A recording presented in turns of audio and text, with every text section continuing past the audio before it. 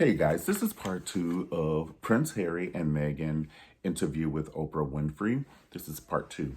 Um, I just want to say that I feel that Oprah was dressing more for the 60-minute crowd and more of for like the English crowd, because that outfit was not American that Oprah had on. And I love you, Oprah, but that outfit was not American. The skirt was all the way down there to the ants, and it just gave me 1982 social school teacher, which isn't a bad thing, but it's just not 2021.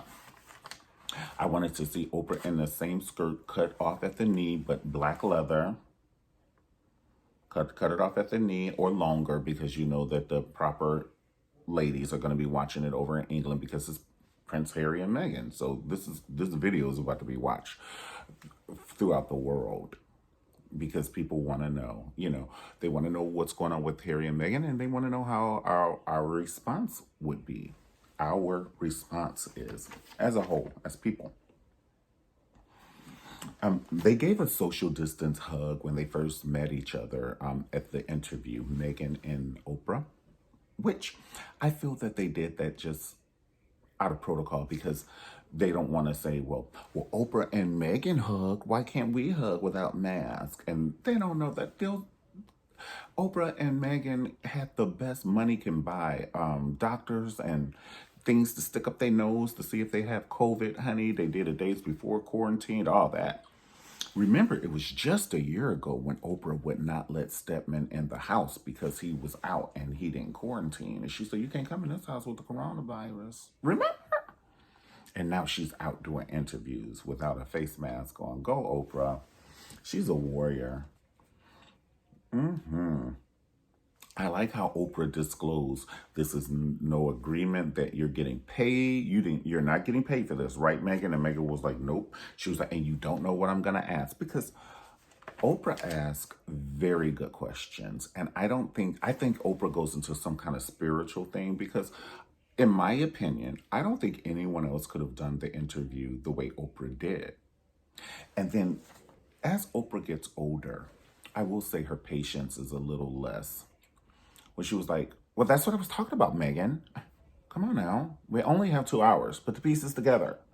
It was kind of like a subliminal thing. Like when Oprah asked Meghan, did you Google your husband? Well, she didn't ask that you Google him. She was like, do you know about royalness? And then Meghan, in return, said, no, I didn't Google him. Well, that's not what Oprah was asking.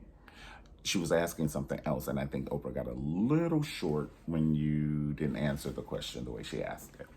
Because Oprah asked specific questions to lead you to something else. Like, she'll say, did you cook the cake? And then you'll be like, yeah, I cooked the cake. So how long did you preheat the oven? Now, she didn't ask you if you preheat the oven, and she didn't ask you what temperature, and she don't even know if you preheated the oven. So how long did you preheat the oven? Preheat the oven?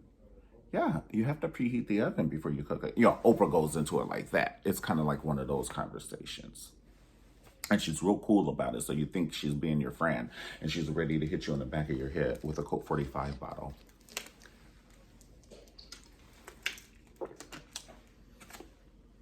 And she is your friend, but she has business to do, and this is how she does her interviews, you know. And I like it, because one thing leads to another.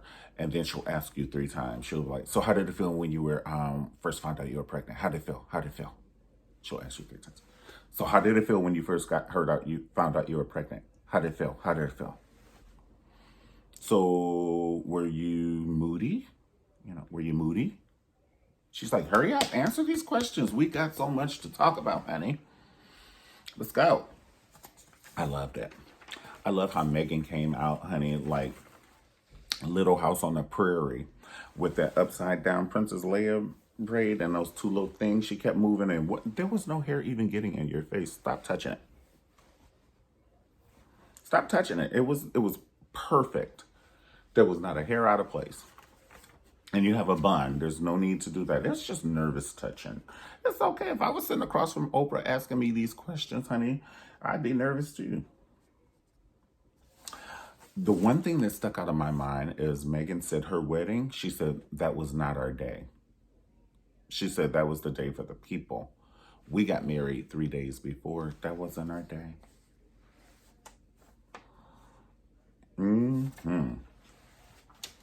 Meghan said that the royal family, they spread lies about her and they didn't protect her. And she felt that they told her, we will protect you. And they didn't protect her.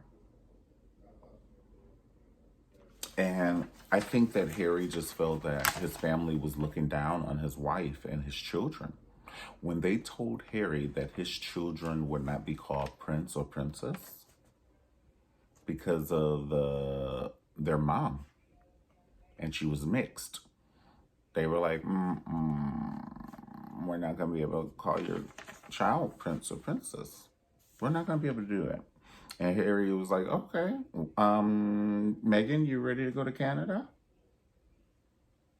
And Meghan was like, well, we don't have passports. They take your passport, honey. You ain't got no driver's license, nothing. So I wonder if, one question that I had is, I wonder if the royal family was going to, like, if they're upset with Oprah for having this interview and bringing light to a lot of things that happened that we weren't privy to. I wonder if the royal family would be a little with Oprah, because Oprah was invited to Prince Harry and Meghan's wedding. She was invited, like, so she's in the in crowd. And then you're going to report against us? You know, I'm just saying, you know. And then you're going to help get their word out? But Oprah's like, look, honey, I'll do anything for views if you're watching. Oprah, well, she loves a view. Now, she is, but it's kind of like Beyonce. When she comes out, she loves selling albums. Like, she don't have to sell albums, but she likes, how many albums did I sell first weekend? How many views did we get? Yeah, it's a rush. It's a rush. You have everything you want. You have flat screen TV, honey, Botox, all the shit. Drivers, cars, views.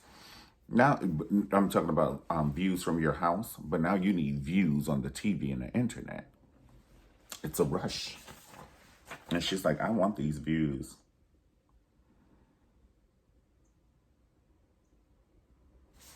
I think we've pretty much talked about everything.